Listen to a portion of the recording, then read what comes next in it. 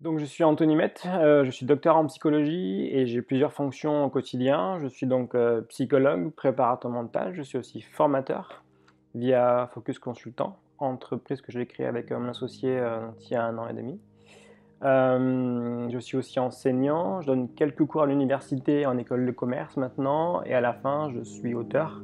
Donc j'écris des livres qui sont en lien avec mon approche donc, assez globale sur tout ce qui est en lien avec la psychologie, le mental au sens large et des réflexions personnelles ou un peu plus des fois philosophiques ou éthiques. La méditation est pour moi un socle de travail et de compréhension de moi, déjà du monde des patients qui est fondamental. Ça a changé mon approche du quotidien en tant que personne et en tant que praticien quand j'ai commencé à méditer. Ça fait déjà quasiment 10 ans que je m'intéresse à ça. Au départ, quand on m'a parlé en plus scientifiquement, de la méditation en tant qu'outil, pour le coup, dans le sport, de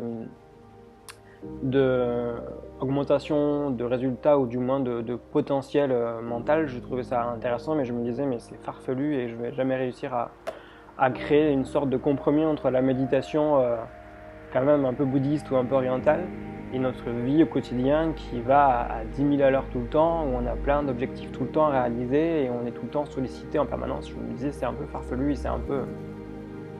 Je ne voyais pas comment réussir. En fait, je me suis beaucoup renseigné avant de méditer, j'ai beaucoup lu en français, en anglais, j'ai vu les grands auteurs américains, Kabat-Zinn, tout ça, ceux qui sont très à la mode, et les francophones, très à la mode aussi, Christophe André, tout ça, Mathieu Ricard, qui sont maintenant mes références culturelles pour moi fondamentales.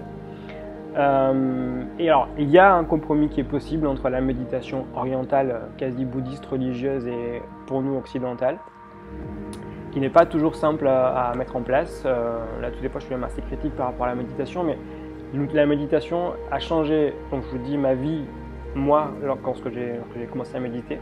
Ça m'a rendu beaucoup plus clairvoyant, beaucoup plus lucide et surtout moins anxieux. Et ça m'a permis de me rendre compte que juste en méditant, j'arrivais à avoir mentalement une sorte de clarté mentale. C'est-à-dire que mon cerveau anticipait moins l'avenir, ce que je faisais très facilement pour à peu près tout dans mon quotidien, et ressassait aussi moins le passé dans ce que j'avais pu rater, mal faire ou qui me déplaisait. Juste avec ce petit travail-là. Alors, juste ça, c'est pas suffisant, mais ce petit travail de méditation permet au cerveau du coup de se poser un petit peu et d'être plus lucide, ce qui est déjà une bonne base, comme on a dit tout à l'heure, et plus clair, donc moins dans la cogitation, moins dans l'anticipation et moins dans cette espèce d'agitation mentale, juste avec ça. Donc moi, ça a changé mon approche personnellement, je l'ai très vite appliqué aux patients qui en trouvaient aussi un bien-être phénoménal. Et je pense qu'il faut le voir comme ça. Alors, on n'est pas tous d'accord sur la méditation entre thérapeutes, psy, etc., scientifiques. Il y a des débats sur combien de temps pour chaque personne par jour. Est-ce que c'est trop, pas assez? Est-ce que certains, du coup, aiment tellement ça qu'ils partent vivre dans des styles de vie très méditatifs, dans la nature, etc., à se couper un peu du monde occidental et de ses impératifs sociétaux ou économiques. D'autres font le lien comment dirais-je, très intelligemment ou sans se poser autant de questions peut-être aussi ou avec plus de facilité. Moi je suis dans une sorte d'entre-deux, c'est-à-dire que je le perçois comme une technique vraiment de contrôle de l'esprit et d'apaisement de l'activité mentale qui est fondamentale parce qu'aujourd'hui on veut tous moins penser ou du moins plus efficacement et être surtout moins dans la cogitation, ce que le cerveau humain fait facilement parce qu'on peut anticiper, donc forcément on va chercher à un moment donné à tout contrôler et tout anticiper. Donc ça sert à ça. Après, il faut que chacun trouve sa dose de méditation personnelle au quotidien pour trouver un rythme entre trop de méditation, pas assez et suffisamment. Ça se joue des fois à des détails, à pas grand-chose, mais il faut que chacun trouve sa dose de méditation. En tous les cas, je sais que moi, au quotidien aujourd'hui, je ne peux pas faire sans méditation parce que même si je trouve des parades pour être moins anxieux et trouver une sorte de confort au quotidien, on a quand même beaucoup de demandes, de sollicitations, on est tout le temps appelé, contacté, etc. Les gens font beaucoup appel à vous. Mon travail est très prenant dans ma vie émotionnelle, donc forcément je dois aussi trouver une sorte d'apaisement émotionnel. On est devant ces écrans en permanence du matin au soir, et ce qui, à mon avis, est une révolution pour l'homme et cérébralement aussi. C'est une transformation énorme, je pense, pour le cerveau humain. Donc il faut trouver des parades à ça. Donc une des parades, c'est la méditation. C'est pas la seule, mais c'est quand même l'outil qui, en ce moment, je trouve, fonctionne le mieux en termes de ratio temps demandé et résultat. Si vous méditez par jour 10 minutes, vous allez trouver au bout de 3 semaines, à mois, déjà une sorte de clarté mentale beaucoup plus claire et ça beaucoup plus évidente, et ça va déjà vous rendre, comment dirais-je, vous allez vite comprendre à quoi sert la méditation. Alors, le temps de méditation et la façon de le pratiquer, ou du moins plutôt le temps qu'on y consacre, il est très variable selon les praticiens et selon les personnes. Moi, je médite finalement assez peu, c'est-à-dire que j'y consacre par jour 10 minutes, des fois une demi-heure, quand j'ai besoin de plus de temps que ça, que je sens que je suis trop activé cérébralement, je prends plus de temps. Parce que j'ai vu une semaine compliquée où il y a eu plein de choses et je sens que j'ai un besoin de plus de méditation. Donc entre 10 minutes par jour et 30 minutes. Ce qui compte par contre, c'est le côté quotidien et de la chose régulier, ça c'est très important. Après, j'ai des collègues qui vont méditer en fait tout le temps. Le matin, au petit déjeuner, à 10h, à midi, à 15h, à 18h, etc. Ce qui est un peu le rythme de Monsieur André, par exemple, le psychiatre qui est assez connu maintenant pour tout ça.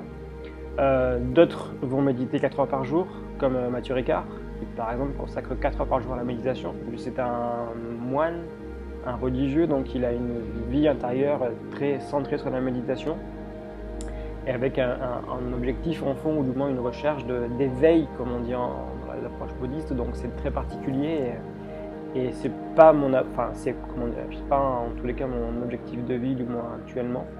Moi, ce que je cherche à faire, c'est trouver le bon niveau de méditation pour arriver à un calme qui soit à la fois pour moi rassurant et simplifiant dans mon quotidien, tout en étant aussi productif et créatif. Où j'ai besoin de faire des choses, de voir beaucoup de gens, de voir beaucoup de sportifs, beaucoup de patients, d'avoir 3, 4, 5 activités différentes par jour, beaucoup bouger, voilà, c'est mon quotidien, mon fonctionnement cérébral qui veut ça aussi. Du coup, j'ai besoin de ce temps-là. Mais le temps de méditation, il est variable selon chacun et selon ses besoins. Plus vous serez anxieux, plus vous serez stressé au sens général, et plus vous aurez besoin d'avoir un temps de méditation important. Et la parade, par contre, que l'on peut trouver, c'est que je me rends compte que, par exemple, quand je ne suis pas les patients, que du moins le suivi s'arrête, généralement, beaucoup arrêtent la méditation. Parce que pour eux, c'est acquis et du coup, ils ne méditent plus, ils ont compris, ça va mieux et du coup, ils arrêtent un peu. Donc, ils se rendent compte que du coup, au bout d'1 mois, ils reprennent un peu leur cycle anxieux comme ils avaient avant. Mais pas autant qu'avant, parce qu'ils ont réussi dans leur quotidien à mettre des petites astuces qui sont comme des méditations. C'est-à-dire qu'ils vont prendre un café le matin tranquillement, le dégustant, le sentant, le regardant, le goûtant, en le buvant, mais avec une sorte de tranquillité et vraiment d'instant présent, comme on explique du coup en pleine conscience. Qui vont des fois aussi peut-être fumer un peu comme ça, hein. C'est peut-être moins positif que le café, mais ça peut servir à ça. Qui vont des fois écouter de la musique de façon extrêmement intense et extrêmement pointue, ou avec une recherche de son et d'intensité de la musique importante, qui vont passer un temps fou devant un tableau, qui vont avoir chez eux un petit jardin tout propre, etc., fleuri, qui sera un peu leur moment de paix, ou leur endroit de méditation et de contemplation, tout ça. Il faut que chacun trouve dans son quotidien des petites astuces et des petits temps qui vont vous faire méditer sans méditer, entre guillemets. Comme l'autre exemple que j'ai, que je prends souvent, c'est je vois des sportifs qui en fait font un sport, un type de sport qui est quasiment de la méditation. Lorsque vous pratiquez de l'escalade, de la marche en montagne ou du surf, eh bien ce petit moment de sensation de glisse sur la vague, c'est de la méditation. Une sorte de flow et de pleine conscience de la glisse, du vent qui vous entoure, du bruit des vagues environnants, du froid de l'eau, etc., de vos pieds sur la planche. Tout ça, c'est une sorte de flow et de méditation. Alors c'est plus ou moins long si vous savez surfer de façon aguerri ou pas, mais ce sont des petits trucs qui font que vous êtes dans une sorte de méditation au quotidien. Et ça, tout le monde peut le faire en fait, c'est une question juste de stratégie, de savoir y prêter attention. De toute façon, un des grands atouts de la mindfulness, donc il y a la méditation qui est plus un outil pour arriver à ça, en fait, c'est la recherche d'instant présent, la recherche de qualité dans l'instant présent et du coup de savoir se mettre totalement dans ce que je fais ici et maintenant, en mettant vos sens. Par exemple, quand vous achetez un bouquin, le bouquin, avant de le lire, il faut le regarder, chaque détail, toucher la couverture, le derrière, tout ça, vous l'ouvrez, vous le sentez, ça vous rappelle souvent des bouquins que vous avez lus enfant, etc. ou adolescent, et une odeur de livre très particulier, très neuf pour le coup, mais aussi très coloré, presque un livre d'école en fait, un manuel d'école scolaire. Vous regardez ça, vous prenez le temps de regarder le sommaire, etc. Vous regardez bien les détails, la typographie, le soin qui a été proposé ou pas dans la mise en page, dans les couleurs. Vous l'imprégnez et quand vous l'avez vraiment senti au sens large du terme, que vous êtes vraiment avec lui, en connexion, vous commencez à le lire. Tout simplement.